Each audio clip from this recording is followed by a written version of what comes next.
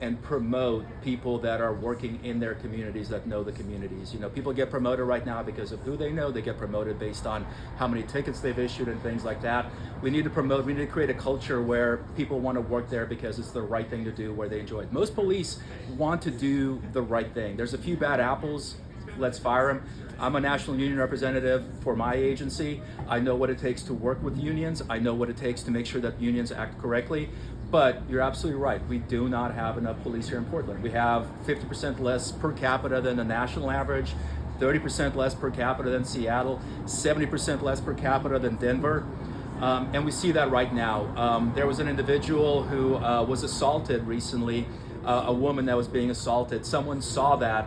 They called 911 10 minutes before that phone call was answered, 10 minutes after an assault. Luckily, that person had bear spray. I don't know whether you read about this, but they ended up following the individual. They kept track of that individual. And when police finally showed up, they were able to make arrest. That says, you know, first of all, 10-minute 911 response is terrible. Second of all, we need to have people out there responding to these crimes. There's too much victimization going on, not just in North Portland, but East Portland, Central Portland, gun-related shootings that result in injuries, up 250% over the last 2 years in East Portland, up 400% in North Portland, up 800% in Central Portland and West Portland. It's out of control. We need to make sure that people are out there. And so one of the things that I've done, once again, this experience matters. I've recommended to the mayor that we have more what's called public safety support specialists. Anybody heard about those at all?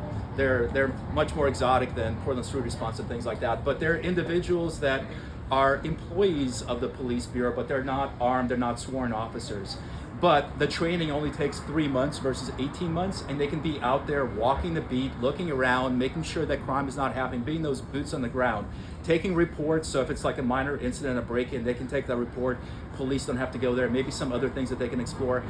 They've hired, in this last November budget, they said they'll hire 100 of those individuals. And the beauty of that is not to have just only more people out there, which is important, but also if they're doing a good job, if they're a right fit, if they're following policies, if they're the kind of people, they can get promoted into the police bureau. So you'll have individuals with a pipeline into the police bureau. It's part of that recruiting angle. Get people out there, make sure they're good employees, and then hire them if you need to.